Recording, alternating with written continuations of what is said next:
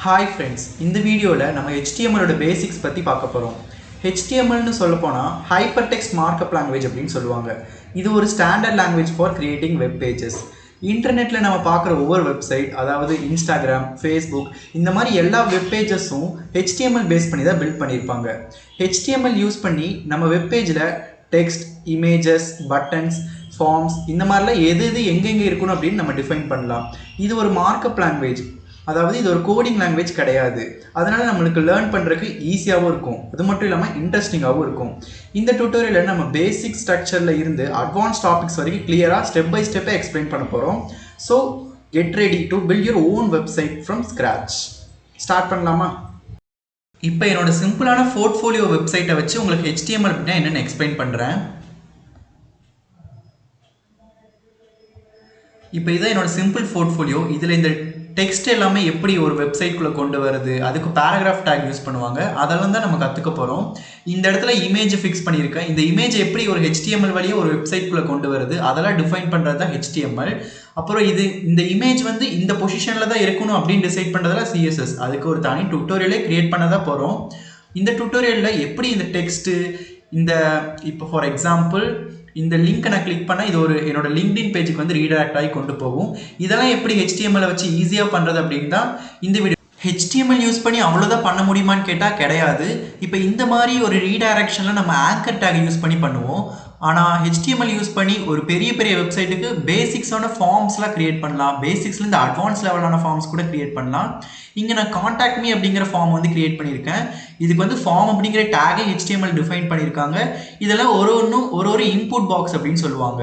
இங்கே கொடுக்குற டேட்டா தான் HTML மூலமாக போய் ஒரு பேக் எண்ட் SQL இந்த மாதிரி டேட்டா பேஸில் எல்லாம் ஸ்டோர் பண்ணுறது இந்த HTML ஃப்ரண்ட் எண்டில் கொடுக்குற ஒரு டேட்டா தான். அதுக்கு HTML மட்டும்தான் வச்சு டேட்டா பேஸில் டேட்டாவை ஸ்டோர் பண்ண முடியுமான்னு கேட்டிங்கன்னா கிடையாது. நம்ம டேட்டா பேஸ்லேயே டேரெக்டாக போய் அதை ஆக்சஸும் பண்ண முடியும், ஸ்டோரும் பண்ண முடியும். இது வந்து ஃபார் எக்ஸாம்பிள் நான் உங்களுக்காக சொல்கிறேன். இது ஒரு சிம்பிளான portfolio website for explaining HTML. இப்போ நம்ம HTML ஒர்க் பண்ணி பார்க்கணும்னா அதுக்கு ஒரு என்விரான்மெண்ட் வேணும். நம்ம சாதாரண நோட் பேடில் கூட HTML ரன் பண்ணி பார்க்கலாம். ஆனால் அது அவ்வளோவா எஃபெக்டிவாக இருக்காது, ரொம்ப டைம் கன்சியூமிங்காக இருக்கும். அதனால் நான் யூஸ் பண்ண போகிற IDE visual studio IDE. VS Code download அப்படின்னு கூகுளில் ஏதாச்சும் க்ரோமில் போய் சர்ச் பண்ணிங்கன்னா உங்களுக்கு டேரெக்டாக அந்த பேஜுக்கே ரீடைரக்ட் ஆகும். இப்போ இங்கே கிளிக் பண்ணி நீங்கள் டேரெக்டாக விண்டோஸ் யூஸ் பண்ணிங்கன்னா விண்டோஸ்க்கு, மேக், லினக்ஸ் இந்த மாதிரி பல ஆப்ரேட்டிங் சிஸ்டம்ஸ்க்கும் இருக்குது. நான் விண்டோஸ் யூஸ் பண்ணாலும் நான் விண்டோஸ் டவுன்லோட் பண்ணிக்கிறேன். Thanks for downloading VS Code அப்படின்னு வரும். இங்கே வந்து டவுன்லோட் ஆகிட்டு இருக்கு. நான் ஆல்ரெடி டவுன்லோட் பண்ணி வச்சிருக்கனால இப்போ நான் அதை கேன்சல் கொடுத்துக்கிறேன். நம்ம எந்த ஒரு ப்ராஜெக்டில் ஒர்க் பண்ணுறதுக்கு முன்னாடியும் அதுக்குன்னு ஒரு ஃபோல்டர் ஸ்ட்ரக்சர் கிரியேட் பண்ணுறது ரொம்ப முக்கியம். இது HTMLக்கு மட்டும் கிடையாது. நீங்கள் வேறு எந்த ப்ராஜெக்டில் ஒர்க் பண்ணாலும் அதுக்கு ஒரு ஃபோல்டர் ஸ்ட்ரக்சர் கிரியேட் பண்ணும். நான் இப்போ டெஸ்க்டாப்குள்ளே இங்கே நியூ கொடுத்து HTML அப்படிங்கிற ஒரு ஃபோல்டர் கிரியேட் பண்ண போகிறேன். இந்த HTML அப்படிங்கிற ஒரு ஃபோல்டருக்குள்ளே தான் நம்ம இன்னைக்கு பண்ண போகிற ஃபைல்ஸ் எல்லாத்தையும் ஸ்டோர் பண்ண போகிறோம். இந்த ஒரு ஃபோல்டருக்குள்ளே ஸ்டோர் பண்ணிக்கிட்டிங்கன்னா உங்களுக்கு வந்து டேட்டாவை ஈஸியாக ஒரு இமேஜ் நீங்கள் வந்து ஒரு வெப்பேஜில் லோட் பண்ணுறதுனா டேரெக்டாக வந்து நீங்கள் அந்த இமேஜ் பார்த்து கொடுத்து ஈஸியாக அதை வந்து கால் பண்ணிக்கலாம். நீங்கள் வேறு இப்போ இமேஜ் டேக்லாம் தூக்கி PHP அப்படிங்கிற இங்கே இருக்க ஃபோல்டருக்குள்ளே போட்டால் அது வந்து அந்த டேரெக்ட் அந்த பாத்தை வந்து அக்சஸ் பண்ணுறது கஷ்டமாக இருக்கும். அப்படிங்கிறனால இந்த மாதிரி ஒரு ஃபோல்டர் ஸ்ட்ரக்சர் மெயின்டைன் பண்ணிட்டா நம்மளுக்கு அந்த கோடில் ஒர்க் பண்ணுறதுக்கும் ஈஸி. இப்போ நம்ம இன்ஸ்டால் பண்ணி வச்சுருக்க VS Code IDEயில் நம்மளோட கோட் எல்லாத்தையும் போட்டு பார்த்து ரன் பண்ணி பார்க்கலாம். ஃபஸ்ட்டு இப்படி தான் உங்களுக்கு இன்டர்ஃபேஸ் வந்து ஷோ ஆகும். VS Code ஓப்பன் பண்ணும்போது இங்கே ஃபைலில் போய் ஓப்பன் ஃபோல்டர் அப்படின்னு இருக்கும், அதை கிளிக் பண்ணிக்கோங்க. நீங்கள் எங்கே ஃபோல்டர் க்ரியேட் பண்ணிக்கணும் அங்கே வந்து ரீடைரக்ட் ஆகிக்கோங்க. இங்கே வந்து HTML அப்படின்னு தான் நம்ம க்ரியேட் பண்ணியிருக்கோம். அந்த ஃபோல்டரை வந்து செலக்ட் பண்ணி ஓப்பன் கொடுத்துக்கலாம். இப்போ இங்கே இனிஷியல் ஸ்டேட்டில் வந்து நம்மளுக்கு எதுவுமே டிஸ்பிளே ஆகாது. நம்ம தான் இங்கே போய் க்ரியேட் பண்ணணும். ஃபார் எக்ஸாம்பிள் நான் இப்போ HTML ஒர்க் பண்ண போகிறேன்னா .html எக்ஸ்டென்ஷனில் தான் அந்த ஃபைல் எல்லாத்தையும் சேவ் பண்ணும். நான் வந்து index.html அப்படின்னு நான் வந்து index.html அப்படின்னு டைப் பண்ணி நான் என்டர் கொடுக்குறேன். ஆட்டோமேட்டிக்காக நம்மளுக்கு வந்து HTML பேஜே கிரியேட் ஆயிடுச்சு. இப்போ இந்த HTML ரன் பண்ணும் அப்படிங்கிறதுக்காக நம்ம லைவ் சர்வர் அப்படிங்கிற ஒரு எக்ஸ்டென்ஷன் வந்து இன்ஸ்டால் பண்ண போகிறோம். இப்போ இதுதான் எக்ஸ்டென்ஷன் இன்ஸ்டாலர் அப்படின்னு சொல்லுவாங்க. இங்கே போய் லைவ் சர்வர், இதுதான் அந்த லைவ் சர்வர் எக்ஸ்டென்ஷன். நான் ஆல்ரெடி இன்ஸ்டால் பண்ணியிருக்கனால எனக்கு அன்இன்ஸ்டால் அப்படின்னு காட்டுது. இப்போ நீங்கள் புதுசாக இன்ஸ்டால் பண்ணுறீங்கன்னா இங்கே இன்ஸ்டால் அப்படிங்கிற பட்டன் காட்டும். நீங்கள் அதை கிளிக் பண்ணி இன்ஸ்டால் பண்ணிக்கலாம். அது இன்ஸ்டால் பண்ணி முடிச்சக்கப்புறம் இப்போ நம்ம பேசிக்ஸான சின்டாக்ஸ் பார்க்கலாம். HTMLோட சின்டாக்ஸ், இதை பேசிக் ஸ்ட்ரக்சர் அப்படின்னு சொல்லுவாங்க. இந்த இடத்த கிளிக் பண்ணி ஒரு எக்ஸ்க்ளமேட்டரி மார்க் கொடுத்து என்டர் பண்ணால் இதுதான் பேசிக் சின்டாக்ஸ், அதாவது ஸ்ட்ரக்சர் ஆஃப் HTML.